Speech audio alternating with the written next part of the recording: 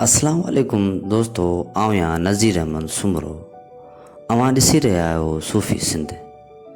दोस्तों, लख कुर्ब असांजे सॼणनि जा ऐं ॾिसंदड़नि जा जेके असांखे तमामु घणो पसंदि कनि पिया। दोस्तों, वीडियो ॾिसण खां पहिरीं चैनल सब्सक्राइब कंदा ऐं बेल आइकन ज़रूरु प्रेस कंदा ऐं आल वारे ऑप्शन खे ज़रूरु क्लिक कंदा तां त असांजी नई वीडियो अवां सॼणनि ताईं बर वक़्तु रसे। दोस्तों, अॼु असां अवां खे सिंध जी हिकु मशहूरु जाइ हंधि ॾेखारींदासूं जेको अज़ीम दीवारे सिंध जे नाले सां मशहूरु आहे ऐं उनखे रनी कोट बि चवंदा आहिनि।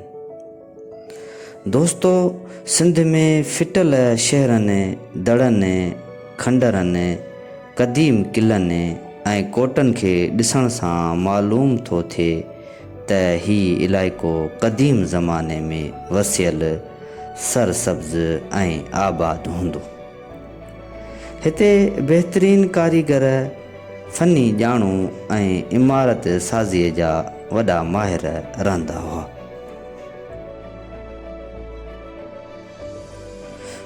उन हक़ीक़त जी ॼाण हिकु तरफ़ मुंहनि जे दड़े मां पवे थी त ॿिए तरफ़ वरी दुनिया जो वॾे में वॾो क़िलो रनी कोट उहा साख भरे थो।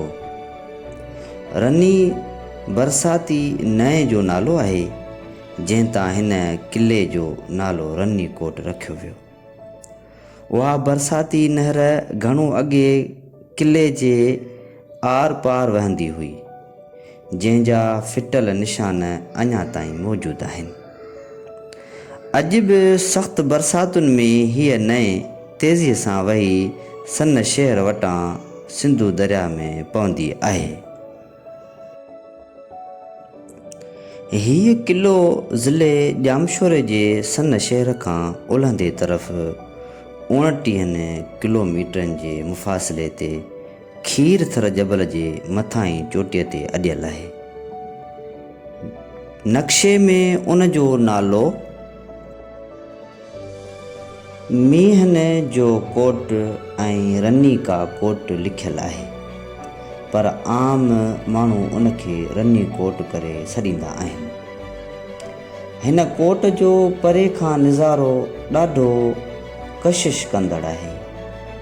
हिन जूं दीवारूं टकिरियुनि जे लाहिनि चाढ़ियुनि तां नांग वारा वर खाईंदियूं अटकल 12 चौरस किलोमीटरनि जे एराज़ीअ खे वकोड़े बीठियूं आहिनि। रनी कोट दुनिया जे वॾनि क़िलनि मां हिकु आहे। हिन क़िले जे भितियुनि ऐं बुर्जनि जी अॾावत अहिड़े नमूने थियल आहे जो परे खां चीन जी अज़ीम दीवार वांगुरु नज़र पियो अचे। रनी कोट जूं दीवारूं सिरुनि ऐं पथरनि जूं तइमीर थियल आहिनि। उन्हनि जी ऊचाई अटकल 10 मीटर आहे। दीवारूं चोटीअ वटि 2 मीटर थुलियूं आहिनि, पर बुर्जनि वटि 1.5 मीटर थोल अथनि। भितियुनि में दुश्मननि ते वार करण लाइ वॾी होशियारीअ सां सोराख़ ठहियल आहिनि। क़िले में दाख़िल थियण लाइ 4 दरवाज़ा आहिनि, जिन मां उभरंदे तरफ़ वारे दरवाज़े खे सन दरवाज़ो, उत्तर ओभर तरफ़ वारे दर खे आमिरी दरवाज़ो या बुढ़िया मोरी, ॾखण तरफ़ वारे दरवाज़े खे शाहपुर दरवाज़ो ऐं ओलहंदे तरफ़ वारे दरवाज़े खे मोहन दरवाज़ो सॾींदा आहिनि। मींहं जो दरवाज़ो सभ खां मथां हंध ते ओलह तरफ़ आहे ऐं सन दरवाज़ो सभ खां हेठां हंध ओभर पासे आहे।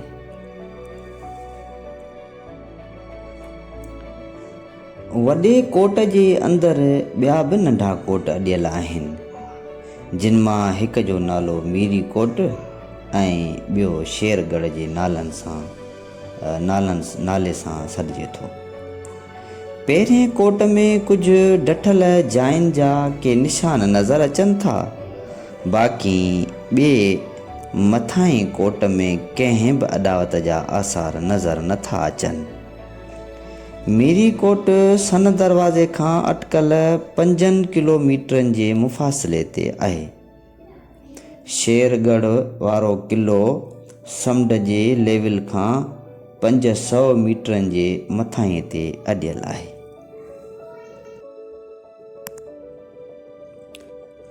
हिननि कोटनि मां थोरो परभरो गुंबज़ वारी हिकु जाइ ठहियलु आहे। उन जे पासे में हिकु क़ब्रिस्तान ऐं कुझु ॾठल जायूं नज़र अचनि थियूं, जिन मां हिन क़िले अंदरि कंहिं ज़माने में रहंदड़ इंसानी बस्तीअ जा अहॼाण मिलनि था। कोट अंदरि वालारियल ज़मीन में हिकु पुराणी नहर जा आसार नज़र अचनि था। नहर जे ॿिन्ही पासनि खां बिर्ज ठहियल आहिनि ऐं नहर जे पेट में थंभा खुतल आहिनि, जेके कंहिं क़दीम पुल जा निशान आहिनि। हिन क़िले जे अंदरि वहंदड़ हिकु कुदरती नंढड़ीअ नहर ते थोरी पोख थिए थी। उहा नहर थोरो पंध ते वही वरी जबल में गुम थी वञे थी। उन करे हाणे 2-4 झूपड़ियुनि जी वसंदीअ खां सवाइ क़िले अंदरि समूरी एराज़ी वीरान पई आहे। पहाड़नि में रुगो क़िले जूं भितियूं ई आहिनि, जेके ऊचा घाट करे पंहिंजे अज़मत ॾेखारे रहियूं आहिनि।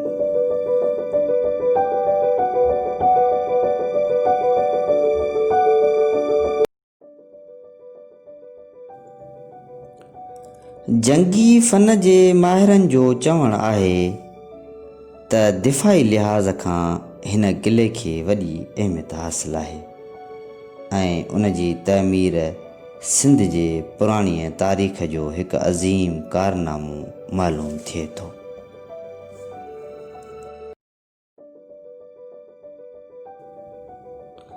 रनी कोट जी मरमत ऐं पूरी संभाल न हुअण करे क़िले जूं दीवारूं वञनि थियूं ज़बूं थींदियूं। थी सघे थो त हिन वक़्तु गुज़रण ते हीअ आलीशान तारीख़ी यादगार बर्बाद थी वञे। उन्हीअ करे ज़रूरी आहे त हिन क़ीमती विरसे जी हिफ़ाज़त लाइ के मुनासिब उपाउ वरिता वञनि।